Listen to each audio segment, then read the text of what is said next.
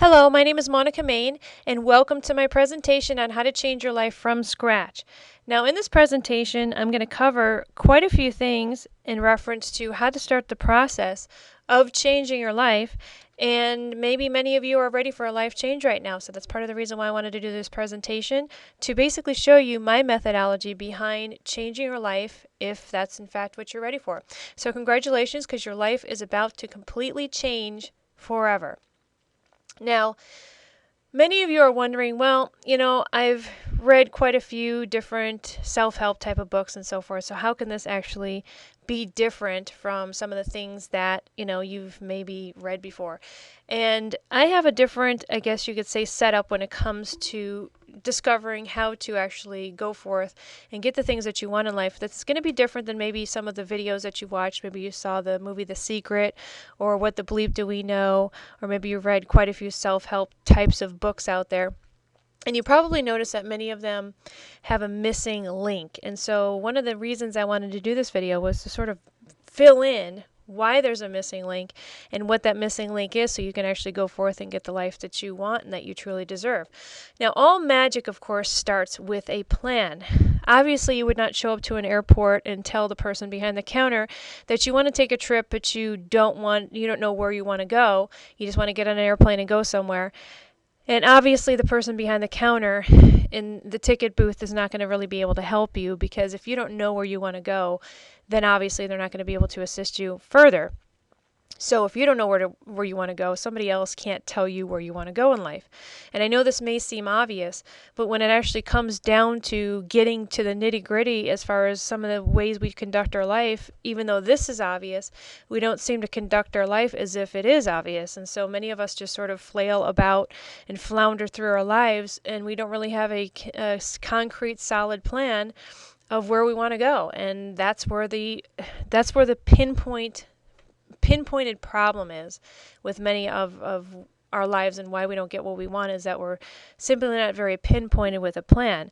Simply saying that you want to be rich, or that you want to be thin, or that you want to be happy, those are not plans. Those are, I guess you could say, fantasies. And so what you need to do is focus in on a specific outcome, or an end goal, if you will. And it could be anything. It could be losing 20 pounds. It could be taking the trip of your dreams to Costa Rica for 2 weeks. But it does have to be a very solid, consistent plan that's very concrete, that anybody can understand clearly what it is you want, including, most importantly, yourself. And it cannot be an open-ended plan like I want to be happy, or I want to be thin, or I want to have a beach body. It's got to be very consistent and very concrete and very specific. And that's part of the reason why most people fail, is because they simply don't have a consistent, solid, and very specific plan. I've always been a plan junkie. Obviously, most people have no clue, and we've already talked about this. But when you create a doable plan, obviously starting with your end goal, or the end vision of what your goal is, that's obviously the start, and that's where the magic begins. I've always been a big believer in writing stuff down, because I believe that this creates magic on some level. So it's not simply enough to, in your mind say, I want to lose 20 pounds and have a beach body. You have to write it down on paper, because when you write it down on paper, it becomes more concrete and more believable for your mind. And of course, when you do have a plan, obviously when you start with a plan of your end goal, then you can put the baby steps in place to be able to attain that goal. But first, you obviously need the bigger goal, or the end vision of what you want first, before you can start planning out the baby steps. Of course, you have to give plans some flexibility, because sometimes when you're on a path, you don't always end up getting where you want to go, and you sort of start swaying off the path, or maybe realizing that maybe it's not exactly what you wanted, or you want to add or delete some things that you thought that should have been in the plan or not in the plan. And so, you're never going to know that until you actually get on the path and start moving forward toward your goals. And you do have to understand that there's flexibility that's required to make it work. I'm going to show you how you can go into retirement in 36 months or less using this change your life strategy. So if you follow me carefully and closely and pay attention to this presentation, and maybe even have to repeat this presentation, so be it. But this is going to be the end-all be-all. You won't need any more plans or self-help books in order to figure out how to change your life. So right now, this is a very exciting time for you, because everything will change provided that you're willing to follow this very specific, very simple, easy to do plan. You have to obviously understand the plan, which we're going to talk about building that plan, because you probably don't have a plan right now. And of course, you have to follow the plan. These are two very, very important key elements here, is that not only do you have to understand what your plan is, but you do have to follow the plan, because it's not enough to obviously write down a list of all the things that you need to do and then do nothing with the list. You obviously need to follow the list that you create. So what is your plan? Okay. Your plan is sort of, I guess you could say, a box. If you can visualize anything specific that you want in your life in certain departments. And departments, I mean, maybe your love life, that would be one department or one box. Maybe your health or your body would be another box. And maybe your financial status would be another box. Maybe if your dream is to have children, but you've been having a hard time conceiving, maybe that would be another box. So each plan needs to be visualized as being its own separate entity in a box, okay? And so I've envisioned this because I'm a very visual person, and a lot of people out there I know are also visual people. And if you envision each compartment as a box, then it'll be very easy for you to not only have a specific goal in a specific department for one part of your life, but you could also have a separate goal for a different department altogether at the same time. So for example, maybe you want to have financial freedom, and maybe you also want to lose 20 pounds.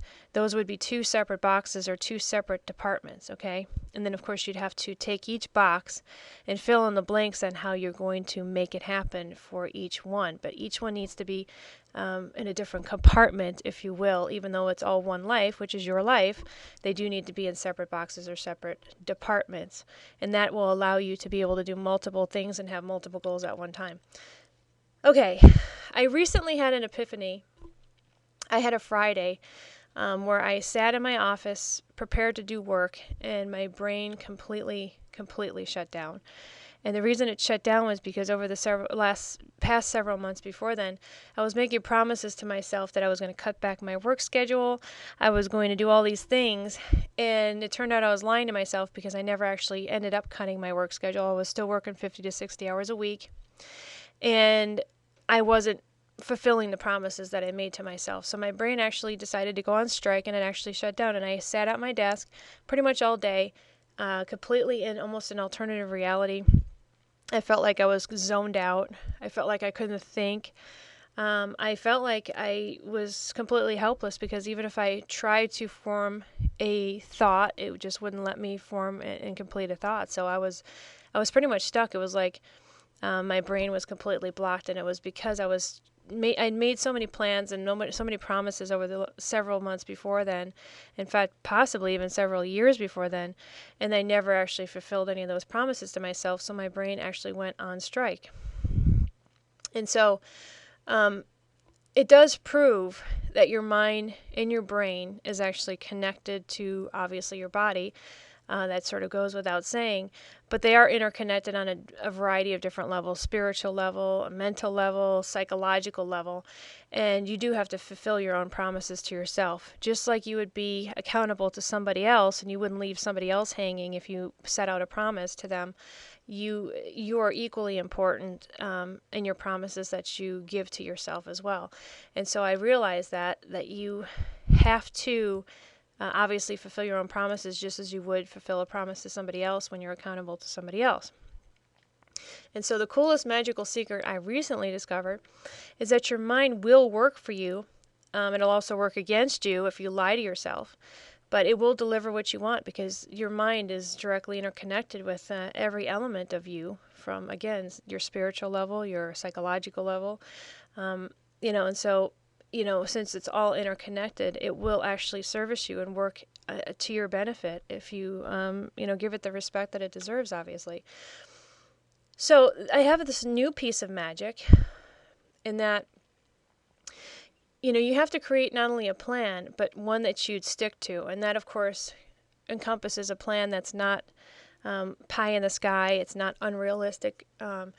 When you do create a plan, it does have to be segmented out by very small bite-sized steps instead of having like 3 things on the list of things to do and they're all ridiculously difficult to complete.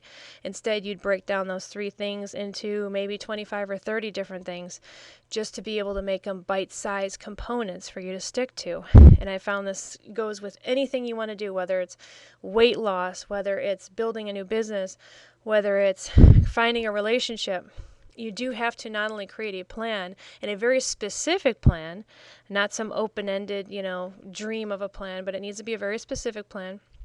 And it needs to be cut down into as many small pieces as possible so that the plan becomes one that you actually stick to and follow suit with and do maybe 1 or 2 things a day on your list to actually go forward and move toward your goal. You have to obviously have a level of motivation and enthusiasm back, and that only comes from creating plans that make you excited, not plans that other people want you to do, not plans that you think society would love if you did just because you're keeping up with the Joneses. It has to be something that you truly want to do in your heart, otherwise you're not going to stick with it. You could shape your life in any way you want, literally any way you want. And that's one of the things I realize is as long as you're very specific, as long as you're very motivated and have enthusiasm for the project, and you're willing to cut your plan into very small, doable, bite-sized pieces, you literally can have anything that you want. You could shape your life into anything you'd like to shape your life into. You need a whole picture in order to be able to figure out exactly how to shape your life. I envision your life as being sort of like clay. If you've ever taken a pottery or a ceramic class, you know that there's sort of a lump of clay that you start with, and you have to sort of envision, if you're a sculptor, and what you want your sculpture to look like before obviously you start sculpting it into something. And so you have to sort of envision the whole thing, the whole picture, not just a piece. If you're trying to sculpt maybe a human being, you wouldn't just envision one arm and that's it. You'd have to envision obviously the whole body of what you envision your end product to look like before you'd actually start. So you can't just envision one piece. You have to envision the whole entire thing first before you start coming up with these different boxes or segregated categories you want to work on in your life. So, it simply means obviously that you start at the end first. Obviously, you have to decide what you want your finished product to look like, what you want your life to look like. What exactly do you want to be doing with your life? What do you want to do? If you got the opportunity to retire right now and somebody gave you a check for $10 million, what would you do with your life? Would you sit around and watch TV all day? I hope not. Would you decide to pursue novel writing? Would you decide to take that art class you've been wanting to take? What do you envision your life being like once you're financially situated completely? This includes envisioning your daily routine and how you envision yourself, going through each day. Obviously, you wouldn't start your day off with an alarm clock. Maybe you take a walk in the morning. What would your daily routine look like once you're able to retire? Where do you want to live? Maybe you don't want to live where you're living. Maybe you live in the Midwest or on the East Coast, and maybe you don't want to deal with snow or blizzards anymore. Maybe you'd like to live in Florida or Texas or with your family somewhere or out of the country. Where exactly do you envision yourself living? And you need to figure that part as well. And then, of course, what will be your new meaningful project or business or hobby? I'd like to see you do something else other than sitting around watching TV, because that's the fastest way to kill your brain. And if you've ever seen somebody retire, an older person retire, you see how fast their mind goes once they actually retire and stop doing something because they feel like they have no meaning and no purpose. Their brain quickly becomes mush and they decide that they're ready to die, basically. And it doesn't even matter how young you are. When your brain stops working, the body goes after. So, you need to figure out some new meaningful project or business or hobby once you retire. But obviously sitting on your ass and doing nothing is not allowed, okay? So,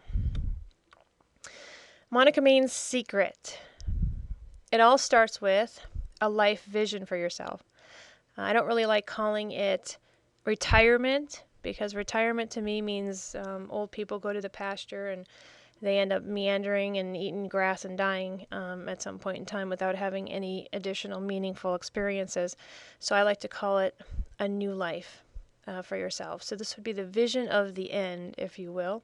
So once you see the vision of the end, remember we're dealing with, if you're dealing with a ball of clay, what do you envision the whole thing to look like, the whole project to look like when everything's said and done? And that's sort of what the vision of your life would be. So once you figure out what that end vision is going to be, then you could figure out how you're going to get there. And of course you need a plan or several plans to be able to do that.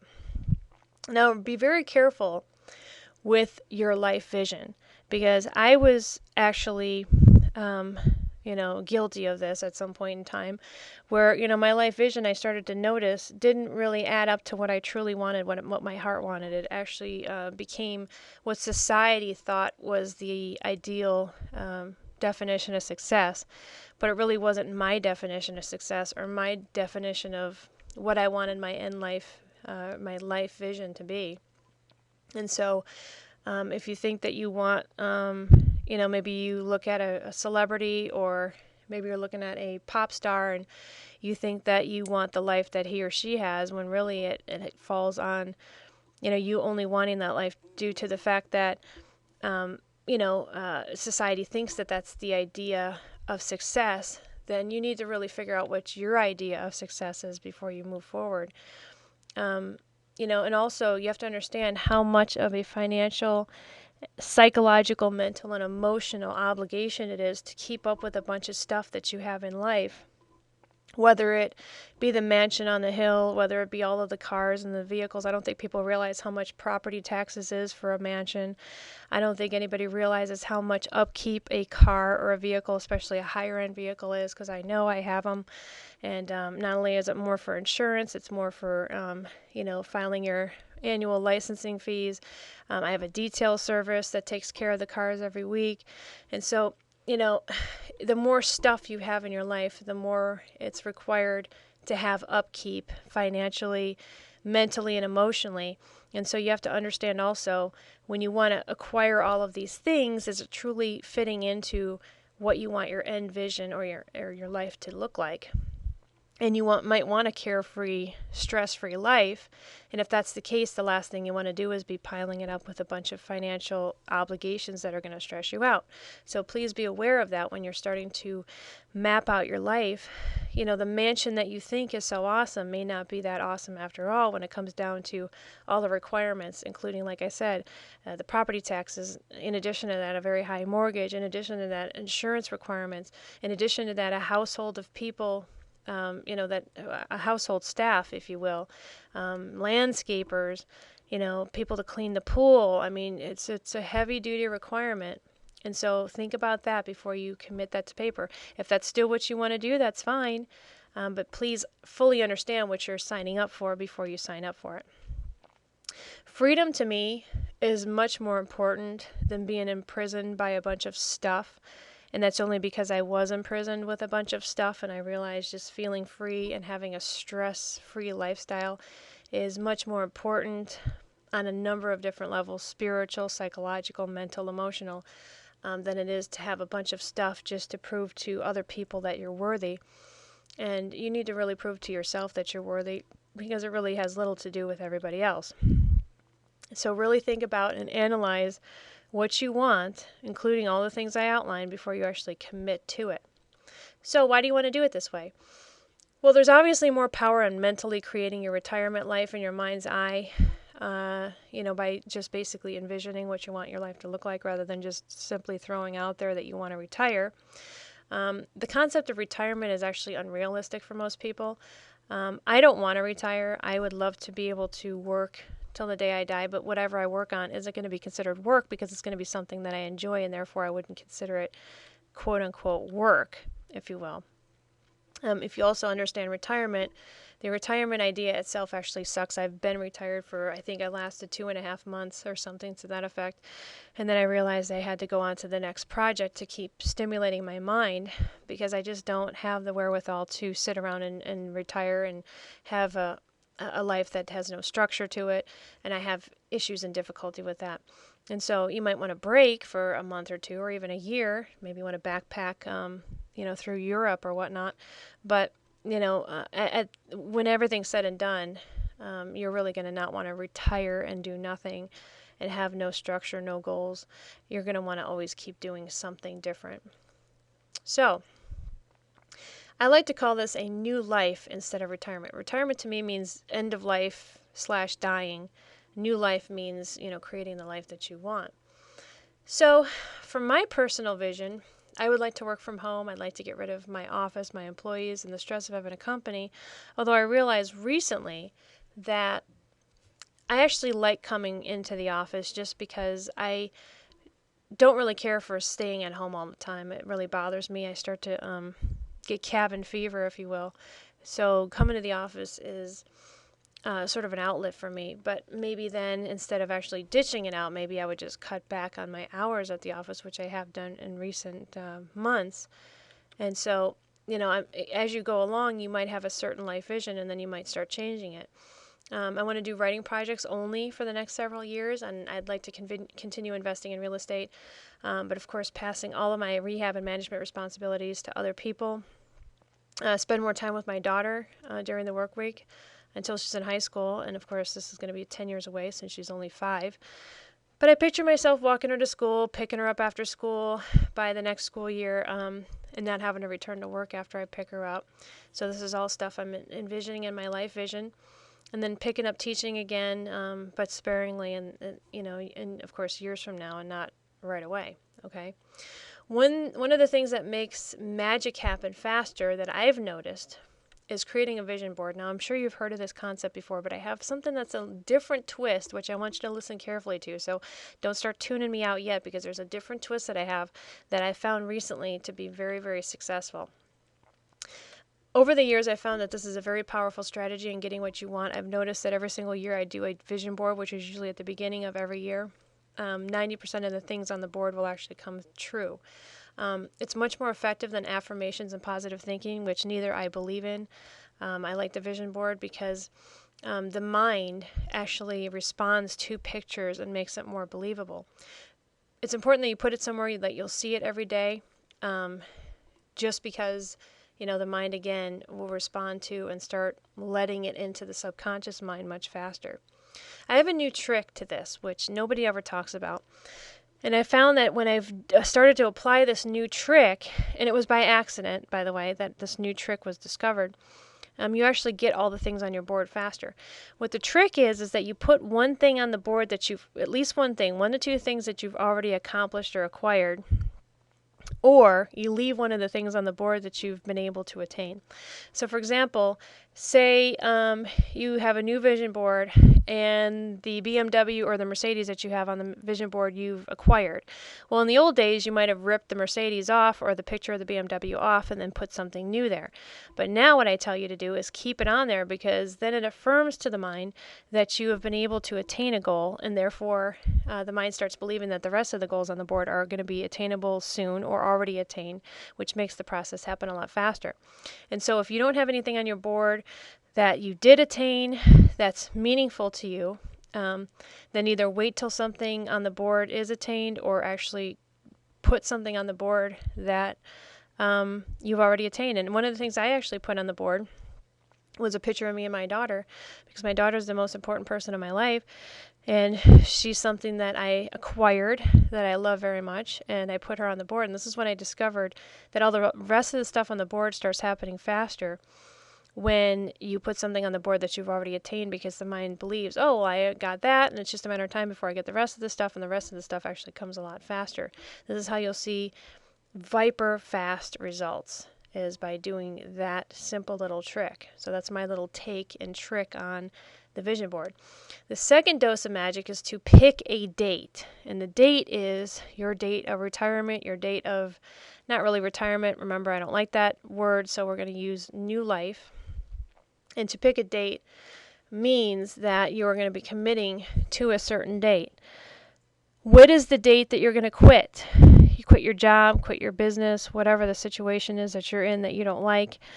When is that I quit date? That's the date that you're going to have your office party, your retirement party, if you will. What is that date? The date needs to be about minimum about 18 months out. I would say bare minimum 12 months out, and maximum 36 months out. You don't want anything beyond 36 months. Like I have some students that want to do 5 years. That's too unattainable, too far away. So the golden rule is anywhere between 18 months and 36 months on average is where you want your I quit date. My I quit date actually passed, and now I'm in what I call the padding stage.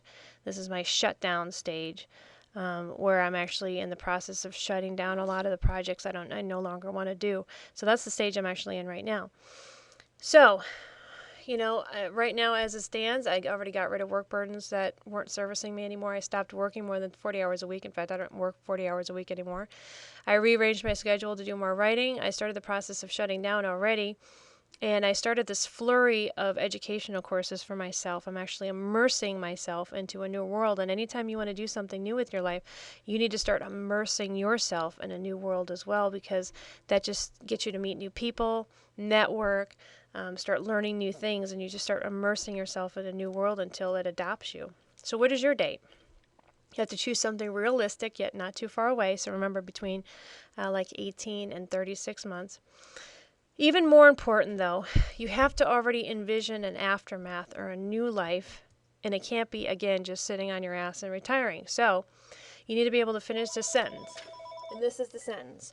I have always wanted to pursue X, and now I finally can. So what is that X? And you need to fill in the blanks on that.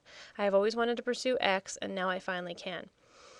So here's your third dose of magic. You need to create your timeline, and you need to start drawing this. So for example, that'll be your I quit date, which is between 18 and 36 months from now. And you need to write down a specific date, okay? And then you work your way backwards to start filling in the blanks. You are here right now, and we're going to fill all this in on how to get there. So don't start stressing out on how to get there. You will get there. We're going to start filling in the blanks as we go along here with your plan. Okay, here we go. Now, before we can start filling in the blanks, we have to find what we call your financial freedom point. What weekly financial amount do you need right now in order to live comfortably or sustain your current lifestyle? That should be very easy for you to figure out. And now I'm not talking about adding $20,000 or $30,000. I'm not talking about adding anything. What is your weekly financial amount that you need right now in order to sustain your current lifestyle? And so once you figure out this financial freedom point, you could start the process. And of course, once you figure out your weekly amount, you want to figure out your monthly amount, which is obviously is your weekly times 4, or you could just figure out your monthly amount. You cannot quit your day job or your business until you're able to match your current financial freedom point with aggressive income. Later on, I'm actually going to talk about how you'd want to actually switch that. In the beginning, you could start with the aggressive income, but you might actually want to switch that to passive income, which I'll explain all later. Okay, so don't worry about that. But you're not going to quit your job or your business until you're able to match that financial freedom point, and be able to actually be financially free with another stream of income other than your job or your business now. And so once you get your aggressive income coming in and you have the ability to quit your job or your business, you might want to hold on to that job or business so that you can funnel all that extra income you're making into what I call passive income assets, or passive income real estate, or passive income investments. Once you funnel as much money from your aggressive income activities into passive income, and then you're able to see your financial freedom point from your passive income, then you could truly retire at that point. Okay, and those are my rules. They cannot be broken. Okay, so how do you reach that I quit date? What do you do? Well, I'm going to outline it for you. Aggressive income are what I call my new wealth ninja strategies. You could do an online business. There's a variety of different new wealth ninja strategies that I have. Home-based businesses, there's a lot of opportunities to do that. Whatever you can generate income with that's aggressive, meaning that you have control over basically writing your own check, okay? There's passive income, which is real estate, smaller properties like single-family residences, quads, which are like fourplexes, small apartment buildings, and mobile home parks. Those are some of the ideas. There's more ideas, obviously, on what you can do on both sides. But I have something that I created called the Total Wealth Building System. And basically it starts with this chart, which you can download off of my website at monicamain.com. And you could start filling in what you need to do. You'd have on the aggressive side a home-based business. You can have a distribution profit business. It's one of the techniques I teach on business.